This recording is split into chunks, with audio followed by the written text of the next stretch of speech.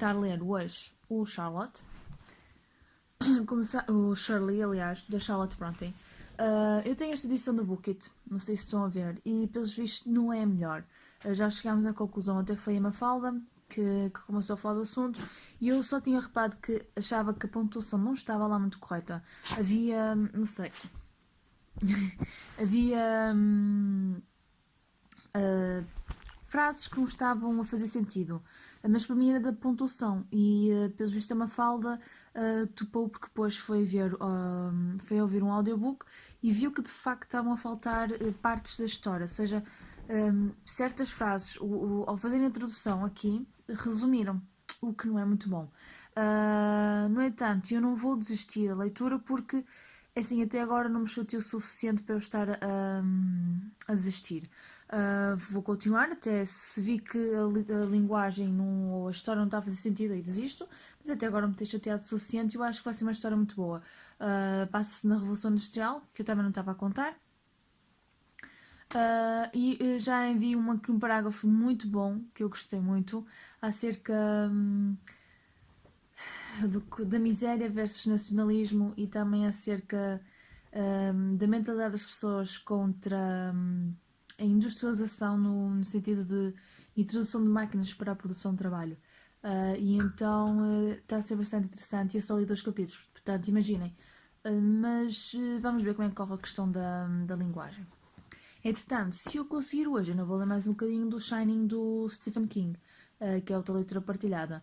Estou um bocadinho atrasada nesse também, porque são 2 livros um bocado grandes para começar logo o ano, mas com as coisas organizadas acho que vou ao sítio. Vamos ver. Adeus! Vamos ao segundo vlog de leitura deste mês. Vamos a 18 de janeiro, ou seja, foi um mês muito, muito, muito lento em termos de leitura. Só ontem, dia 17, é que acabei o The Shining, do Stephen King. Não tenho o livro aqui comigo, ficou lá em cima. Entretanto, tenho que chegar à minha meta, que é até o dia 21, a página 100, acho eu, ou mais ou menos 100. E eu vou na 80 e tal. Estou a gostar bastante de Shirley, por acaso. Embora esta edição, pronto, como eu já comentei, não é das melhorzitas. Mas estou a gostar das histórias, estou a gostar principalmente da Carolina e da paixoneta da adolescente dela. E ontem comecei a ler para o meu projeto na minha prateleira O Mar Liberal, de Jaime de Oliveira Martins. Estou a gostar muito. Embora que ainda não cheguei à parte das batalhas navais na página 53, estamos só a falar está a fazer uma espécie de contextualização histórica bastante pormenorizada até. Estamos no final das invasões francesas, salvo erro. O nosso rei fugiu para o Brasil, tinha voltado, mas entretanto morreu. Os liberais e os maçons estão a tentar fazer com que seja aprovada uma constituição e que também o ensino, por exemplo, seja liberalizado, mas não está a correr muito bem. Carlota Joaquina também não estava a ajudar. Entretanto, com a morte do rei, as coisas retrocederam e estão mais ou menos nesta fase em que as coisas ainda vão piorar um bocadinho, parece-me. Mas, pelos vistos, a parte que eu estou ainda não é com o herói da história. Acho que o verdadeiro herói vem a seguir, que é o filho do que está agora ainda como protagonista. Isto foi o livro que eu ganhei num sorteio que depois com o Jaime de Oliveira Martins, que foi um dos convidados para o encontro do Booktubers em Leiria, que aconteceu em outubro do ano passado, e eu ganhei este, O Mar Liberal, e adorei. Tem aqui uma dedicatória dele, como podem ver, e pronto. Eu não vou falar muito do Stephen King porque eu quero fazer depois uma opinião para o canal, por isso é que não vai aparecer aqui muito aqui neste vlog, porque eu gostei do livro, gostei muito do livro, não estava a contar que o livro fosse assim. Arrepiei-me numa outra parte, mas surpresamente não foi dos que me assustou mais. Em termos de filmes a coisa já não é assim. Mas gostei muito da leitura, mas depois quero falar no vídeo para o canal, porque quero mesmo desenvolver um pouco mais a opinião, sem muitos spoilers. Digo já que o filme é bom, gostei muito mais do livro.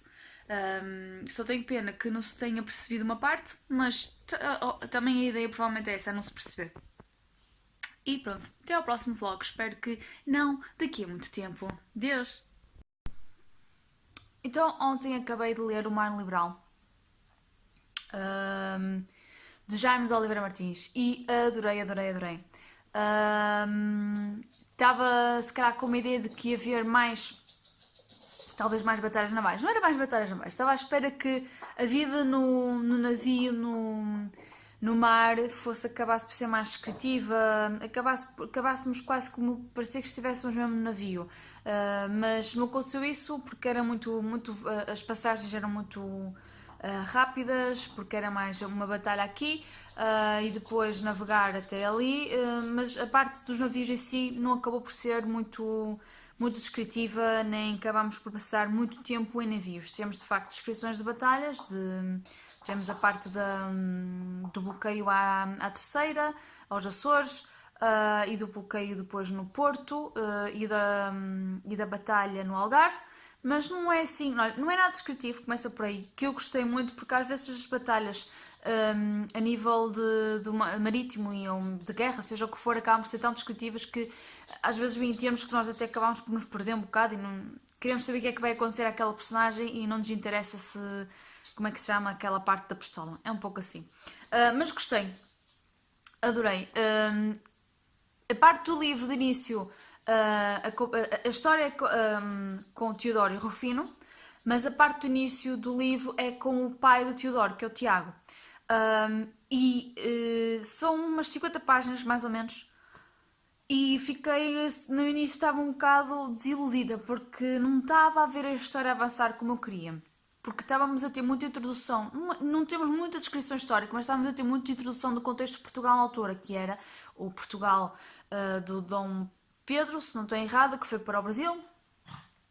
Estávamos sem aqui o rei e o liberalismo começa a crescer. Mas claro que existe todo um movimento contra este tipo de regência, porque não convém a muitos, nomeadamente a religião. E então estamos a ver o contexto da maçonaria também, que em Portugal ainda não tem muita expressão, o Tiago acaba por estar envolvido nisto, de começar a crescer a sua atividade, tanto como maçom, mas como liberalista.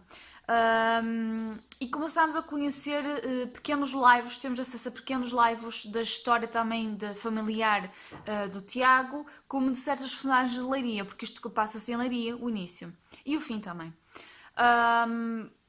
E no início, com aquela parte do Tiago a tentar para a Constituição, para as coisas avançarem, para o ensino ser livre, não ser só para quem vai para a religião, etc.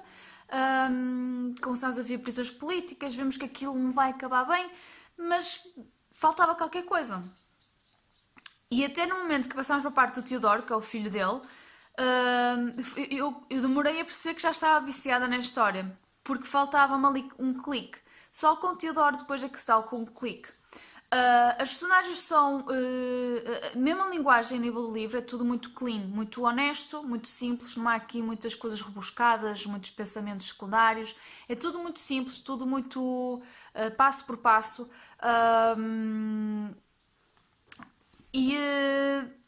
Temos aqui, e no entanto, os personagens não deixam de terem camadas, de nos surpreenderem, de terem atitudes que não estávamos a contar. E o enredo das pessoas em Leiria é o que depois acaba por nos surpreender mais. Porque para além de toda esta história que nós já temos de Portugal, não é?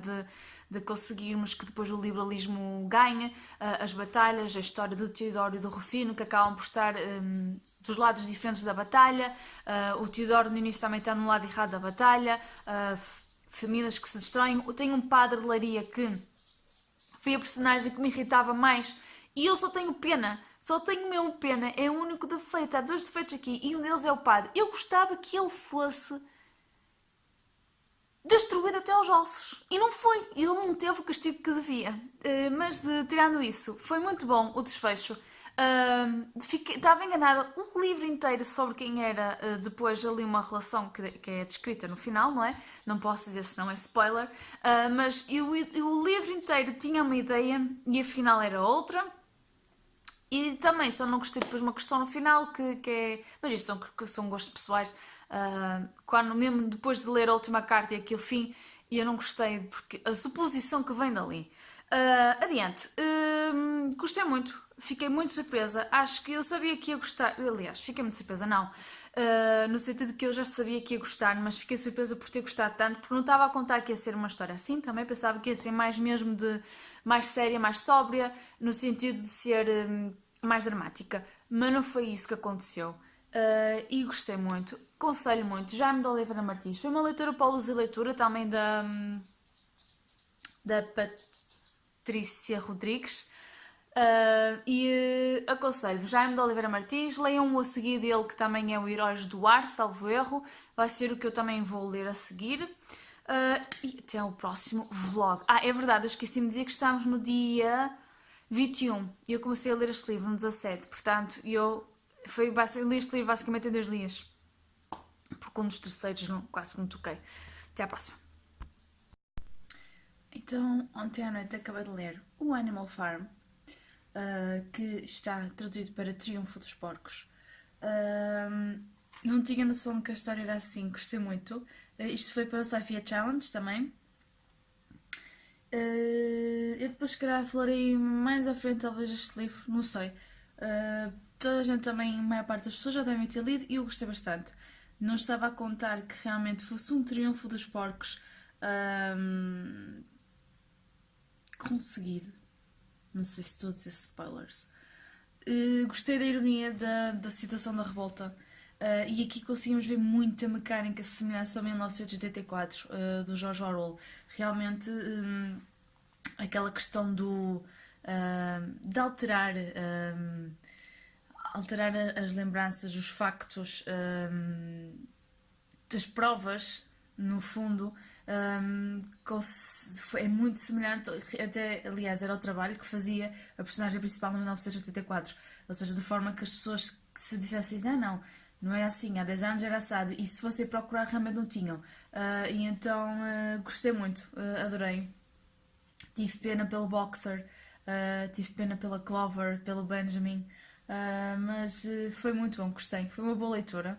Devia ter lido mais rápido que o que li, mas estive doente esta semana e foi o que deu. Agora a próxima leitura será. Vou tentar ainda ler para o Wall 74 da Dora. E talvez será do Richard Himmler. Vou ver hoje ainda no catálogo online, no que tem a Biblioteca de Viana. Acho que não sei se terá assim alguma coisa que me chama a atenção, mas vou procurar. Deus! Sejam bem-vindos a mais um vlog de leitura. Estamos a 31 de janeiro e acabei ontem, dia 30, a minha última leitura de janeiro, porque devido que hoje vai ler o que é que seja. É o Tatuador de Auschwitz, de Heather Morris. Eu era para fazer. Isto foi para o projeto da Dora, do All 74. Eu era para fazer talvez uma opinião, mas acho que não me vale a pena fazer a opinião deste livro, que não falta aí opiniões, e acho que o consenso é quase geral, pelo que me parece. Eu no início estava um bocado assustada, pensava que era eu que era um pouco insensível, mas parece-me que não. É que este livro, de facto, é baseado numa história real, passa-se no Holocausto, passamos 3 anos no campo de Auschwitz-Birkenau. Temos a personagem do Lael, que realmente existiu, como a personagem de Gita, que foi a pessoa de quem ele se apaixonou e ela apaixonou-se por ele. Temos até personagens que aparecem de vez em quando, que mencionam nomes. Por exemplo, há um que foi um Mendel, que aparece a meio do livro, que realmente eu procurei no Google e está no histórico das vítimas do Holocausto, que também sobreviveu. Portanto, é um trabalho que tem muita pesquisa e realmente está muito bem feito. Mas é um livro que para mim funciona como romance. E atenção, eu sou uma pessoa que nunca leu muito, que eu acho que não devo ter lido nada sobre o Holocausto. Eu acho que nunca li. mas já vi muitos documentários da Segunda Guerra Mundial. É verdade que também foram mais da parte bélica, mais da parte da estratégia, mas é inevitável, não é? Ver documentários da Segunda Guerra Mundial e não víamos a parte do Holocausto. E para mim, aquilo provoca-me arrepios e as coisas que fizeram são impensáveis. Neste livro, sim, há horrores e pessoas que. As experiências que o Mengele fez, vê-se aqui uma parte, porque o Mengele é uma pessoa, tem uma parte ativa aqui na história, não é bem ativa, mas está presente. Mas eu acho que a forma como está escrito, porque não quer dizer que tenha sido fácil, mas a forma como está escrito, parece que foi tudo muito fácil para a personagem, para o Lyle. Parece que as coisas aconteceram no ponto. Quer dizer, ele no fundo enriquece no meio do campo. Ele consegue arranjar as coisas mais ou menos. É verdade que ele faz tudo por sobrevivência, por necessidade, e por isso é que eu digo que não é fácil, mas pela escrita parece-me fácil. Prontos, para mim, como o Holocausto não funcionou. Funcionou como romance. Como romance é uma história linda de amor, e até o que acaba por nos causar mais impacto é a vida depois de Auschwitz, porque quando os campos são desmantelados, eles separam-se e depois voltam-se a encontrar, a vida que eles depois têm, já tudo bem, normal, é que nos mostra que realmente a felicidade existe, ou seja, depois de tudo que eles conseguiram passar, que as coisas correram bem e que o Holocausto teve, quem quisesse quer não, é óbvio, consequências que duraram para o resto da vida.